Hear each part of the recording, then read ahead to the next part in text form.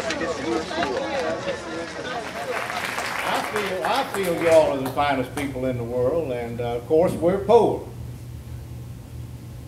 But we love our country, we love Senator Kennedy, and we're so glad that he's here. Now, I don't know what type of hearing he wants to have hearings on, but at this time I would like to introduce to you Senator Kennedy.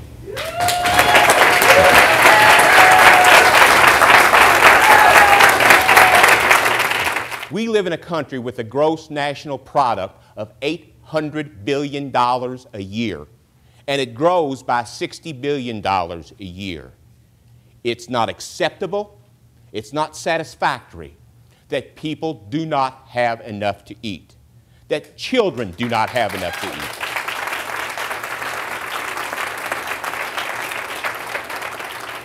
And beyond that, in an area such as this, we must ensure that the young people stay home, that if they want to work, that there is a job available for them.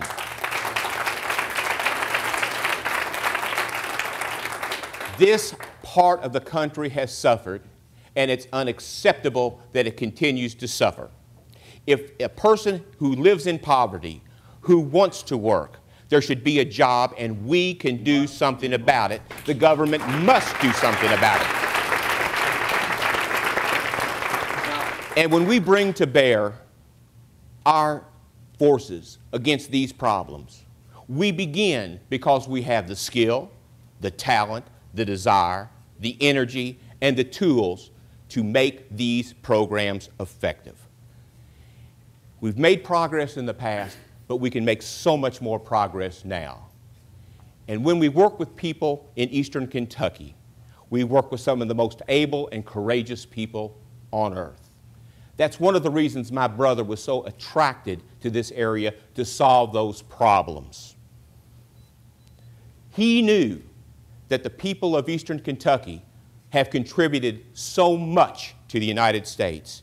And in time of crisis, the people of Eastern Kentucky gave their blood, their energy, and their courage. And now we in the rest of the country, who live in so much affluence, have an obligation and a responsibility to ensure that the people of Eastern Kentucky share in that great affluence. Now, we do have some witnesses, and if you all would come forward, and we have seats for you. Come forward. Remember, we only have 45 minutes. What we're going to do is you can listen to your statements. Perhaps Congressman Perkins may have some questions. I probably will have some questions. So Mr. Edelman has indicated to me that the first witness is Swango Fugate. Now, do you feel that the food stamp program has been effective? Well, the point of that is, in my way of looking at it, I have to pay rent and I have to pay $72 a month for food stamps. I get back $94. I can't pay rent out of the food stamps. So if I pay food stamps, what am I going to do to pay rent? Well, what do you think they should do? I think they should cut down. Yes. Cut down the amount of money that you have to pay for food stamps? That's right. And how much do you have to pay? I pay $72 a month and get back $94. Okay, that's $72 for food stamps. That's right. And Ms. Viola, Holland? Yes. Now, would you tell us what you're doing and what you're working on? Well, I'm a housewife, and I've been working with Appalachian Volunteers for the last 3 years, and with the Community Action, working with the school superintendent of Wolfe County, trying to improve our schools here in this one community in particular. I've been helping them, and I've also been working with the grassroots program for the last year. And there's a lot of improvements to be made in all of it. We've had the full cooperation of the school superintendent of Wolfe County, but there's a lot we can't do. We need transportation up these hollers for our children. We need roads, and we need them bad. If we had roads up these hollers, then we could get our children out and get them to school. Is it so difficult to get out of the hollows that the children can't go to school? Yes, you can't get up them. Well, how many children do you have? I have 5, a set of twins, Matthew and Mark. Well, we're here, and one of the issues that we're going to deal with is nutrition. What kind of diet, what's their diet consist of? What kind of meals do you have? Well, I don't buy too much food. We usually raise what we eat on the farm. I've raised my family on beans and potatoes and milk, which I also have all my own, and vegetables from my own garden. If I had to go to the store and buy the groceries for my family, even the Social Security benefits that I draw wouldn't nothing like run us a month. A lot of people live with half as much income as I've got. I just don't see how they do it here in this own county. You live, well, I live in Barwick, it's in Breathitt County. I've lived there all my life, born and raised there. I'm the mother of 8 children. I married a miner the first time I married, but he got burned up in the mines, and I was left with 5 children to raise. I remarried about 4 years later, and we had 3 more children, but after a few years, we just couldn't get along, so we divorced, and I was left with 8 children, and I raised them on my own, but I got on welfare. Now, ma'am, you're going to have to speak up a little bit. We're trying to make a record. You speak I up. was on welfare. Now, we had good meals the first part of the month, up until about 2 weeks, and then we'd have beans and bread and gravy for breakfast. But now, sometimes toward the end of the month, we wouldn't have bread at our house. And I think the government should do something to help people buy good food so we won't have the health problems. And another thing we need in here is industry. I've raised 5 boys, and not one of them ever had a job in Breathitt County. Well, one worked on the Happy Pappy for a while, but none of the others ever had a job.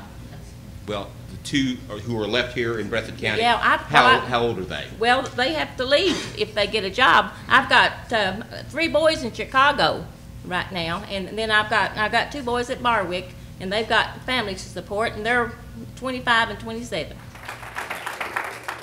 The next witness is Mr. John Akemon. Mr. Akemon, would you identify yourself, please? I'm John Akemon. I'm a 30-year veteran of the United States Marine Corps. I returned to my Eastern Kentucky and work with the grassroots program now, trying to help the people of this area, the poor people, and what I can do. The people in this area are concerned with survival, those families that don't have enough money. They're fighting for survival, Senator, in this area. Well, we've talked about jobs. Are there any jobs available? There are no jobs. Some of the people in this area are working with the work administration program, the pet name for which is the Happy Pappy, and some are signed up on that, but there are no jobs. Coal mining is a thing of the past. It's become so mechanized that strip mining has taken it over. How long have you lived in this area? 16, 17 years in Wolfe County. And your husband,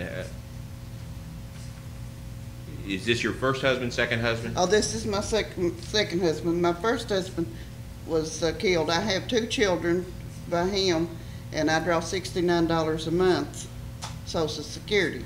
Well, I tried to sign up for welfare when he first got killed, and they wouldn't let me because of an insurance policy that the kids later received. Well, do they have access to it now? Yes, that's the $69 that I get a month. Now, are you able to get by on food stamps?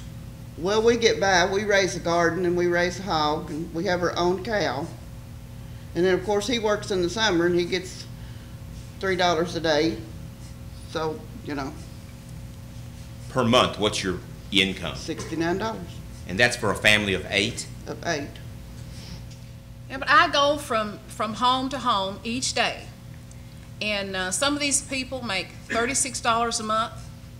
Some of them make $40 a month, a little bit more, old age assistance.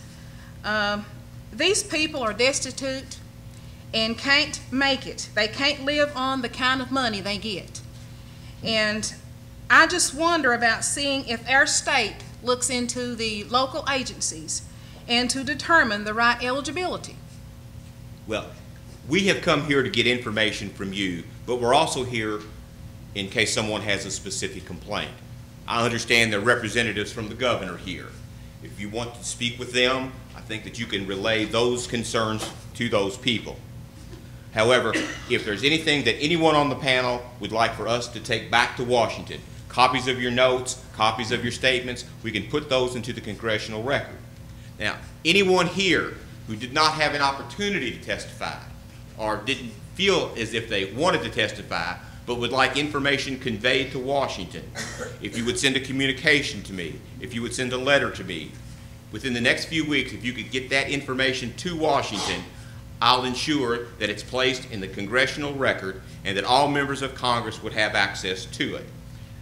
It made me feel good. I wouldn't want anybody else to play my mom's part. Just like they wanted in '68. We still want it. We don't have a factory in Wolfe County today. So if the person here, the children here, when they grow up, get a job, they have to leave to get a job. I don't want my child leaving. I don't want my grandchildren leaving. I want them here. Were any of you here in '68?